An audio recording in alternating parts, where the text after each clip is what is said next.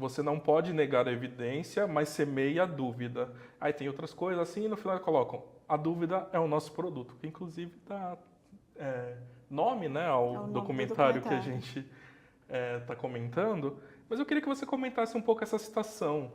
Então, a estrutura que eu estou tentando chamar atenção é justamente esse caminho de como você fala quando você fala. Porque o objetivo deles não é serem...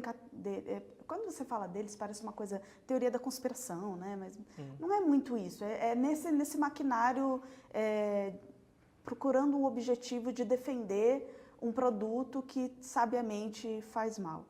Então, a ideia ali da estratégia é fazer com que as pessoas não tenham muita certeza do que elas estão fazendo. O mágico fala logo no início, eu esqueci o nome do mágico, acho que é Ian, que ele fala uma frase que eu acho que resume bem, que é distorcer o senso de realidade das pessoas. Então, é ao longo do tempo você ir colocando essa distorção a ponto das pessoas ficarem inseguras. Então, trazendo um pouquinho mais para 2018, 2020, como que isso é feito hoje em dia? Então, só trazendo dados aqui para vocês terem uma ideia. Todo mundo aqui já ouviu falar do caso Cambridge Analytica, que foi condenado em 2019 por ter coletado informações das pessoas sem autorização delas. Então, como que isso funciona no semear a dúvida, né? Então, eles venderam esses dados para a campanha política do Trump, entre outros, e disseram para ele assim, olha, se você investir dinheiro direcionado para pessoas direcionadas, elas vão ficar inseguras quanto a quem votar. Então, era direcionado. As pessoas que tinham dúvidas sobre votar, ele mandava um tipo de propaganda. As pessoas que pretendiam votar no outro candidato, eles mandavam um tipo de propaganda. Na outra, outro tipo de propaganda. Para você ter uma ideia, a campanha Trump investiu R$1 milhão por dia só no Facebook. Então, o semear a dúvida não é só sobre diálogo, é sobre o quanto de tempo que você semeia. Trazendo para a vacina, para o caso da vacina, se coloque na posição de uma mãe. Ela tem uma mãe, ela está numa situação de pandemia, de medo, está todo mundo morrendo, e alguém olha para ela e fala assim, se você vacinar o teu filho, ele não vai ficar doente. Aí, ao mesmo tempo, tem outra pessoa dizendo assim, mas se você vacinar o seu filho, ele vai morrer. O que ela faz? O objetivo é essa, sim, insegurança, é esse distorcer a realidade. A indústria do tabaco, ela fez isso mudando o diálogo ao longo do tempo. Então, cada vez que algum cientista, que alguém vinha, principalmente depois que os documentos foram liberados, vinha e falava, olha, causa câncer sim, olha, as pessoas estão morrendo sim, você tem problemas do coração. Eles pegavam e falavam assim, não, mas será que é bem isso?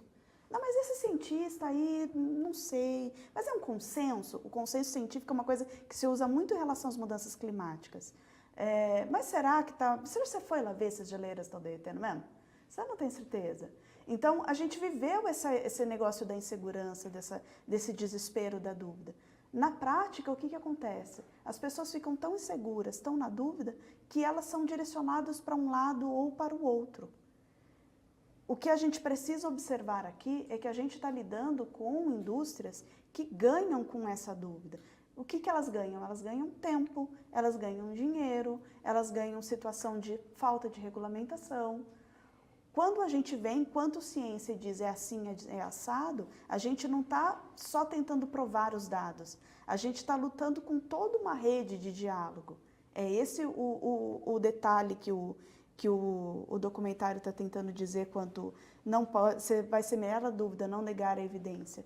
Porque não interessa a evidência, não interessa o dado. Tem uma cena que o cético mostra, que ele mostra o mesmo gráfico, ele mostra o gráfico e fala assim, está aumentando a temperatura do planeta. Aí o cara vem com o mesmo gráfico e fala, não está aumentando não, vocês que estão vendo o gráfico errado. Então o dado, para a pessoa que está com medo, que está com dúvida, que está tentando decidir a vida do filho ou a morte do filho dela, o gráfico não faz a menor diferença. É outra maneira que você tem que falar com ele, é outra maneira que você tem que chegar dele. Mas qual a estrutura que a divulgação científica tem para fazer isso?